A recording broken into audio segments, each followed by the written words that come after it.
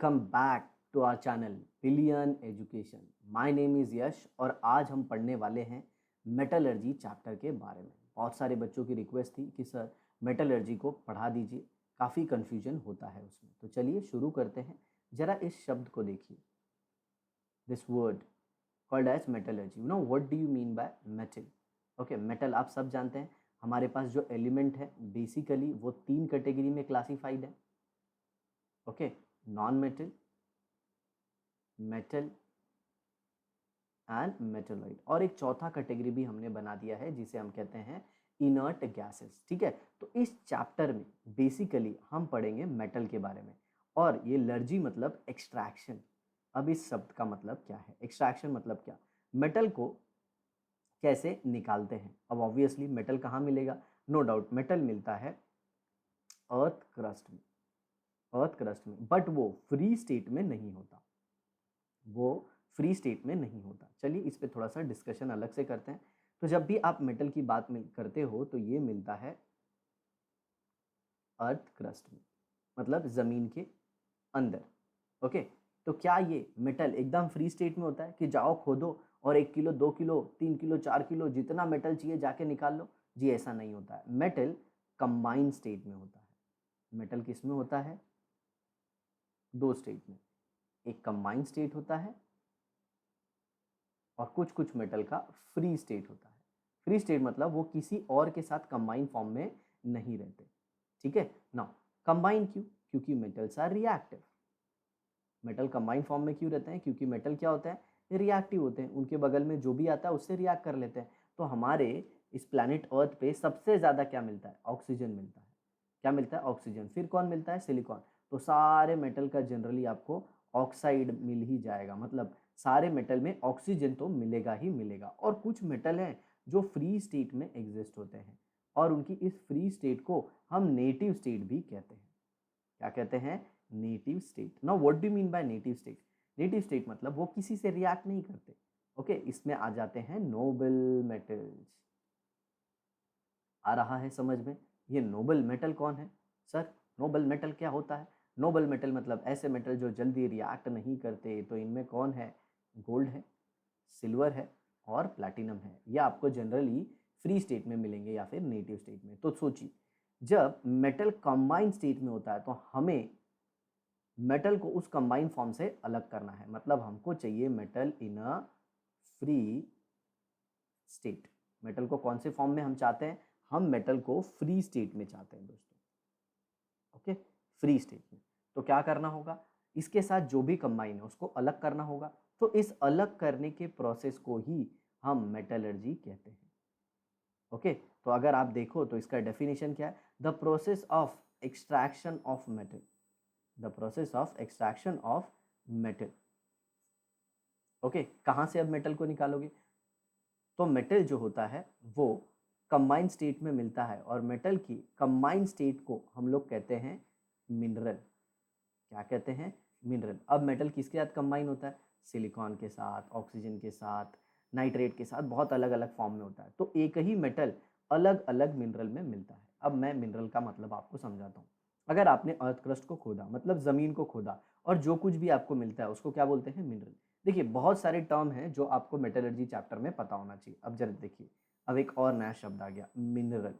No doubt मैं आपको metallurgy की डेफिनेशन बताता हूँ, बट आप मिनरल को समझ लीजिए। ओके, मिनरल क्या होता है?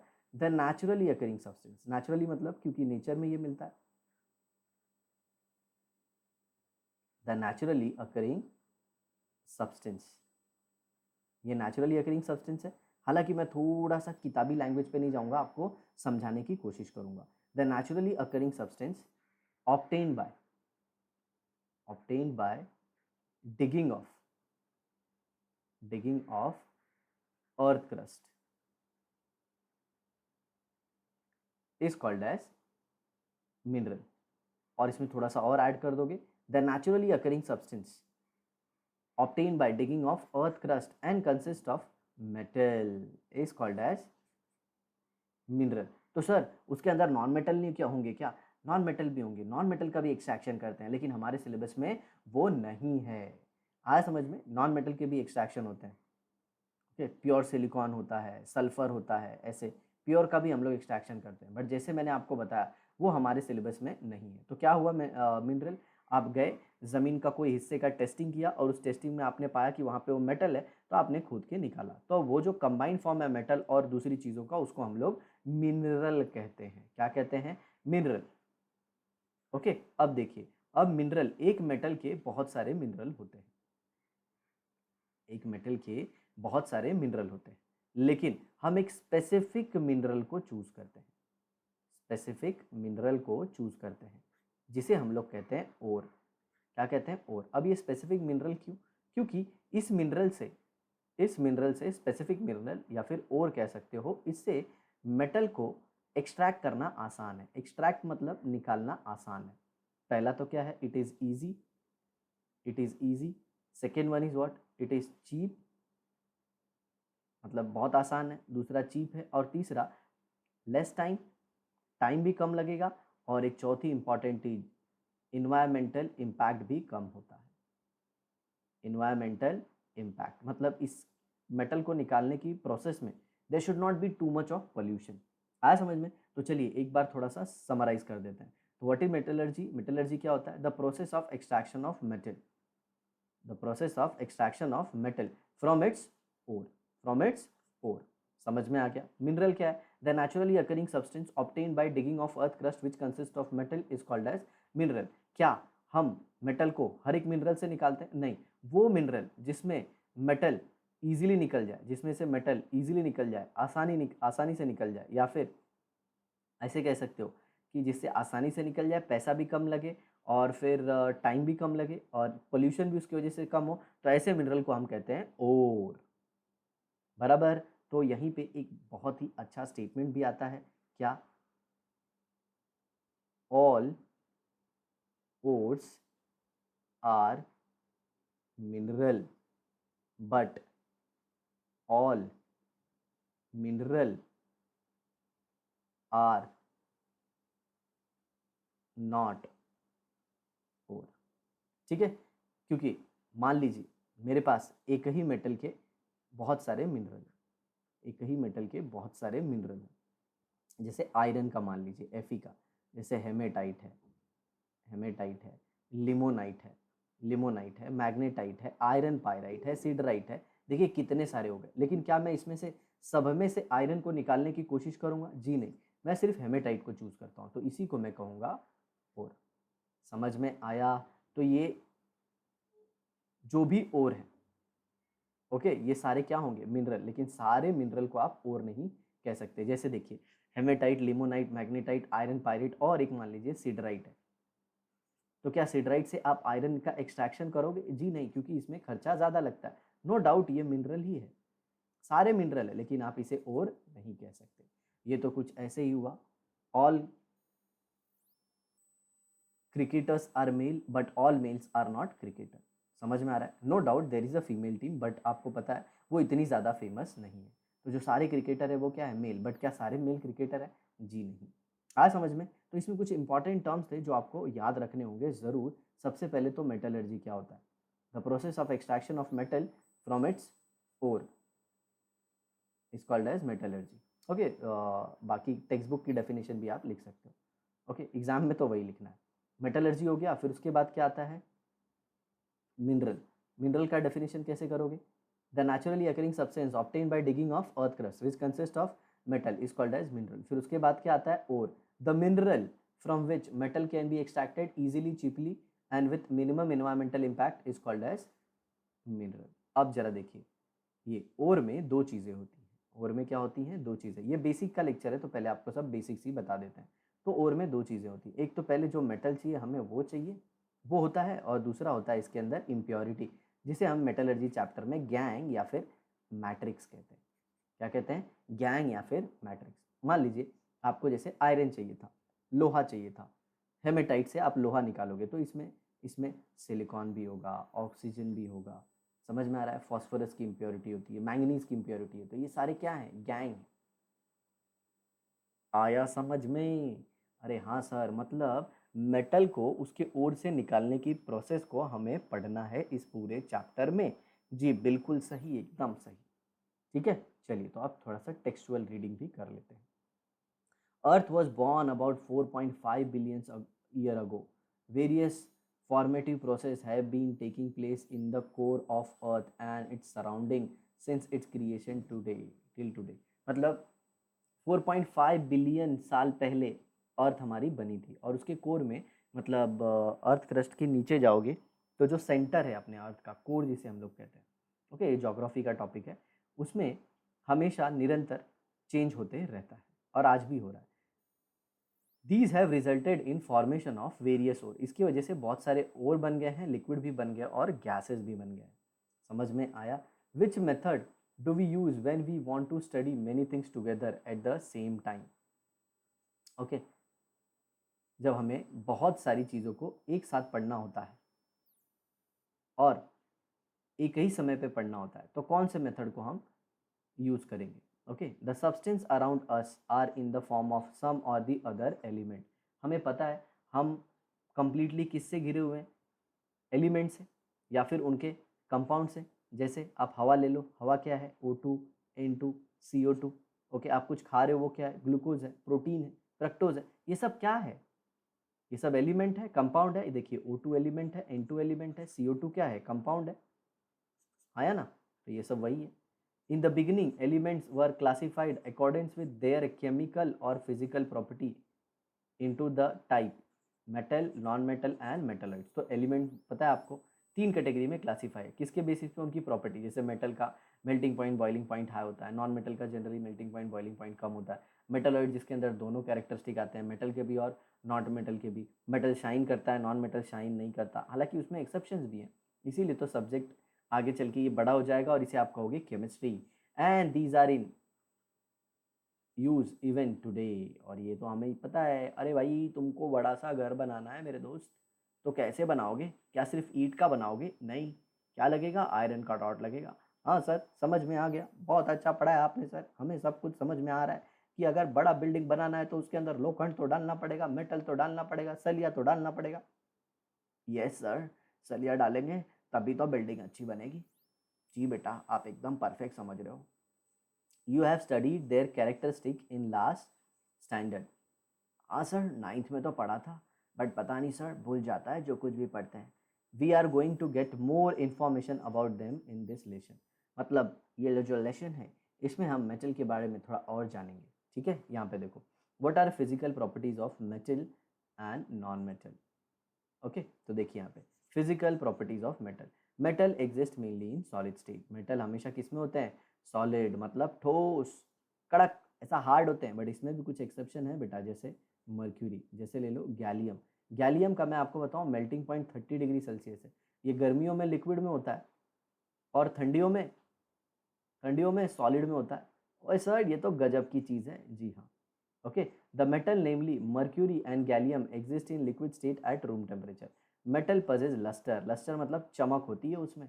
The metallic luster goes on decreasing due to exposure to atmospheric oxygen and moisture and also in presence of some reactive gases. ये जो मेटल की चमक है ना, जो चमकता है वो ये खत्म हो जाता है। क्यों? क्योंकि मेटल ऑक्सीजन से रिएक्ट करके मेटालिक ऑक्साइड बना देता है, या फिर वो मॉइस्चर से रिएक्ट कर लेता है, या फिर गैस होती है ना कोई दूसरी, जैसे कार्बन डाइऑक्साइड है या फिर सल्फर डाइऑक्साइड है, सल्फर ट्राइऑक्साइड है, या फिर अलग अलग गैसेज जो एटमॉस्फेयर में उनसे रिएक्ट करके अलग फॉर्म में कन्वर्ट हो जाता है, उसकी चमक कम हो जाती है।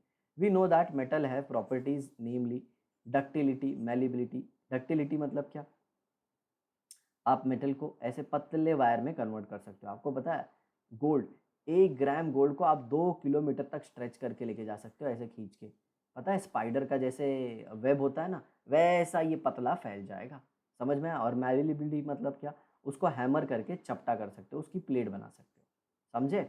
आगे देखिए, similarly all the metals are good conductor of heat and electricity. उनके अंदर से हीट भी पास होती है और इलेक्ट्रिसिटी भी पास होती है। सर कैसे पता करेंगे? ये मेटल का एक रॉड ले लो, ठीक है, इसको इस सिरे पे गर्म करो। इस सिरे पे क्या करोगे? गर्म करोगे। ओए, इधर गर्म करेंगे सर, तो फिर हमें कैसे पता चलेगा हीट ट्रांसफ़र हो रहा है? यहाँ पे होल्ड करो, यहाँ पे क्या करो? होल्ड करो मतलब पकड़ो। तो देखो गर्म तो यहाँ पे हो रहा है, लेकिन चटका आपको यहाँ पे लगेगा। ओए सर, आप हमको जलाने की बात कर रहे हो? जी नहीं बच्चों, आपको ये बता रहा हूँ कि ये अच्छा कंडक्टर होता है हीट का। ठीक है, अब दूसरी चीज़, ये अच्छा कंडक्टर है करंट का भी, तो इधर कहीं पे इलेक्ट्रिसिटी के सोर्स से इसको कनेक्ट कर दो, आप इधर पकड़ लो। और सर शॉक लगाओगे हमको, जैसा भी आप सोच लो, सिंपल सा तरीका मैंने आपको बताया। Generally all metals are hard, बहुत सारे मेटल क्या होते हैं, हार्ड होते हैं। मेजॉरिटी की बात हो रही है यहाँ पे। आगे देखिए, the alkali metals group one such as lithium, sodium, potassium are exception. Alkali metal मतलब क्या, ये पीरियोडिक टेबल है, तो इसमें जो पहले वाले होते हैं ना, ये अल्कली मेटल है। याद है ना आपको, ली ना करे रब से फरियाद, ली ना करे रब से फरियाद, यहाँ पे लिख देता हूँ, ली ना करे रब से फरियाद। किस चीज़ की फरियाद, कि सर सिलेबस जल्दी कंप्लीट कर दो। These metals can be cut with knife, इसको छुरी से, चाकू से इजीली कट कर सकते हो। क्यों, बहुत सॉफ्ट होते हैं। क्यों सॉफ्ट होते हैं, जरा ये बताओ मेरे को, ये अल्कली मेटल क्यों सॉफ्ट होते हैं, ये अंदर वाली बात है, नीचे कमेंट बॉक्स में लिखना। मैं जानना चाहता हूँ कि मेरे व्यूअर्स में कौन थोड़े अलग दिमाग वाले हैं। Metals have high melting and boiling point, समझ में आया। मेटल का generally melting point, boiling point बहुत हाई होता है। फॉर एग्जाम्पल टंगस्टन मेटल, पता है बल्ब के अंदर होता है ये। The highest melting point 3422 degree Celsius, 3422 degree Celsius. On contrary, इसके opposite, the melting and boiling point of a metal such as sodium, potassium, mercury, gallium is very लो।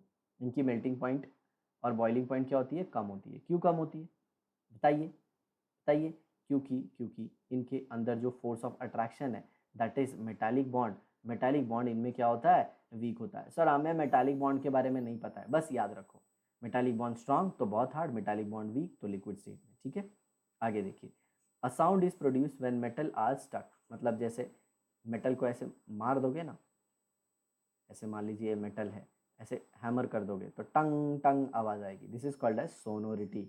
और sonorous जो होता है ना, टिन बहुत ज़्यादा सोनोरस होता है, तो पता है स्कूल और कॉलेज की घंटियाँ इससे बनाई जाती है, मंदिर बनाया जाता है, मंदिर की घंटियाँ किससे, टिन, टिन एक मेटल है, जनरली मेटलॉइड की कैटेगरी में आता है, उसको और कुछ और मेटल को मिक्स करके बनाया जाता है।